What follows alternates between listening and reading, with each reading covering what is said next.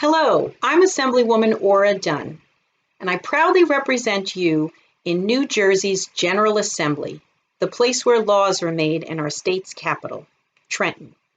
I represent 215,000 people, and I've often said a representative, your elected official, should be a better listener than talker.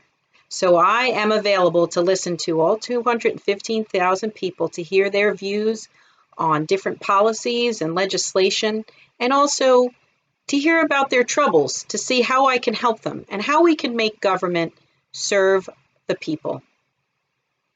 And I was honored to be asked today to read to you because I make it no secret that the very reason I ran for office was to make a better place for our children.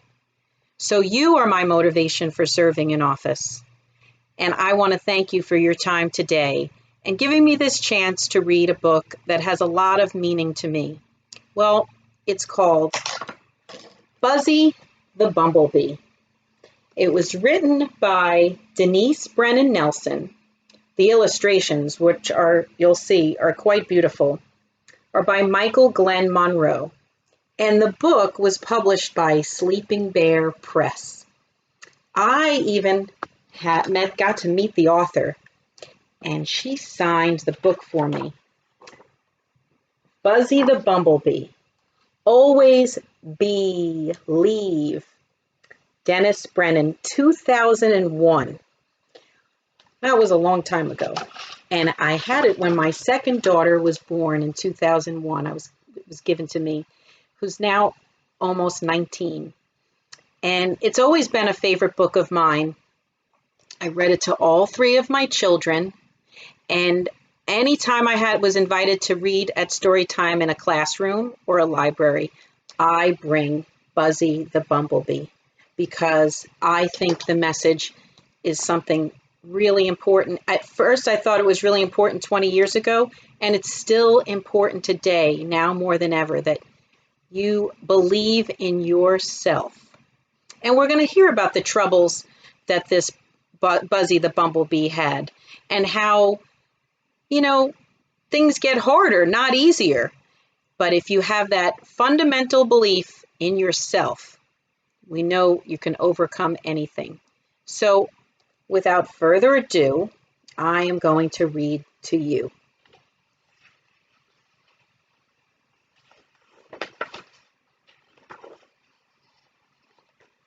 Let's see. How about that? We see Buzzy hanging out over there by the picket fence. One sunny day in a beautiful garden, there sat a bumblebee named Buzzy. His stripes were black and yellow, and his coat was rather fuzzy. Buzzy liked to fly.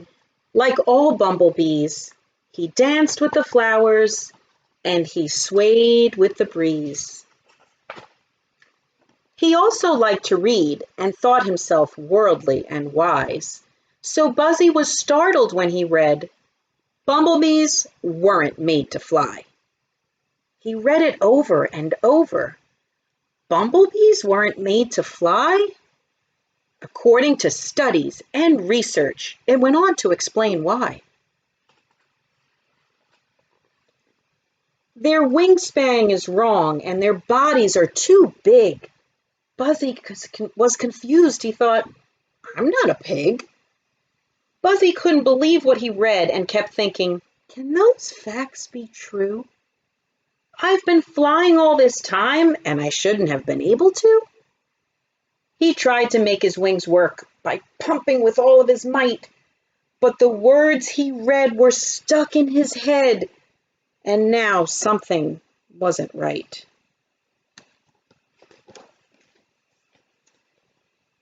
Buzzy was stranded on top of a flower. Let's see if you can see look at this beautiful flower. Longing to fly away, his heart still knew how, but his head had forgotten the way. Buzzy was scared. How will I get down now that I can't fly anymore? I'll have to climb down, he decided, something he'd never done before. With book in tow and little heart pounding, Buzzy tentatively took the first step. Then very, very slowly, down the flower he crept. There he is, coming down. Buzzy's foot started to slip and he felt himself letting go. Oh no!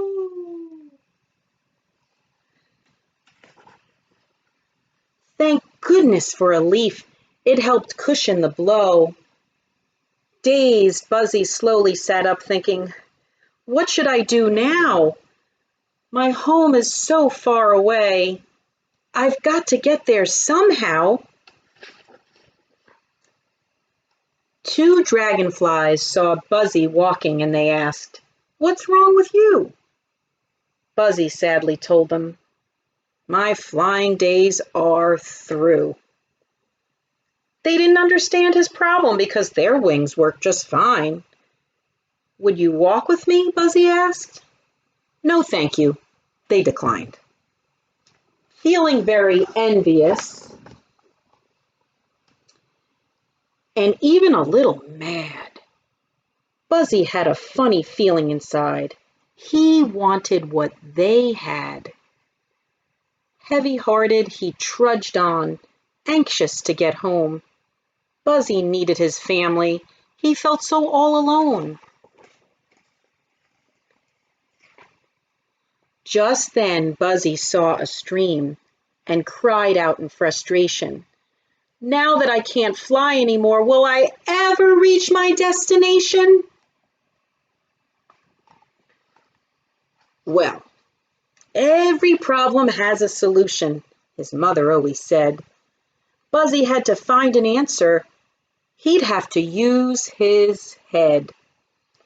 At that very moment, a flower petal drifted by. It gently floated to the river's edge, and Buzzy let out a sigh. Whew. Did you ever feel that way? Buzzy had an idea. I need something that will float. Looking at the petal in the water, he thought, that could be my boat.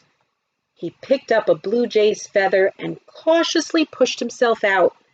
When Buzzy realized the petal would work, he gave a joyful shout. As he safely reached the other side, Buzzy was filled with relief. Until he saw this tall, tall grass and was suddenly overcome with grief. Sadly, he remembered the days when above the grass he would soar. Once again he thought, what will I do now that I can't fly anymore? Peering through the thick green grass, Buzzy thought, this just isn't fair. About to give up, he heard a voice say, don't stop, you're almost there. He looked up to see where it came from, but his eyes met only the sun. Mustering all the energy he had left, Buzzy began to run.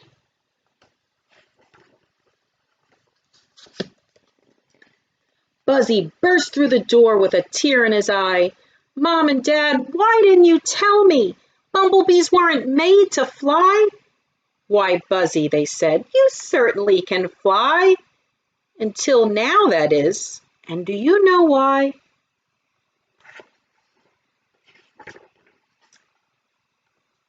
You're doubting yourself.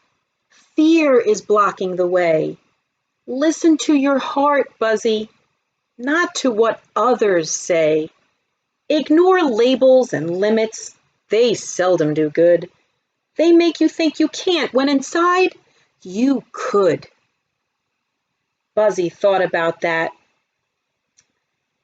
and knew his parents were right. It's belief in ourselves that helps us take flight. Quickly, Buzzy ran out the door and looked up at the sky. Bursting with confidence and desire, Buzzy shouted, I want to fly! Buzzy's wings fluttered and his spirit began to soar. Buzzy knew he would be all right. he would fly once more. And sure enough, Buzzy flew. And do you know why? By believing that he could, Buzzy was able to fly. Thank you, boys and girls. Believe in yourself. I'll see you soon, and I know you'll be soaring high.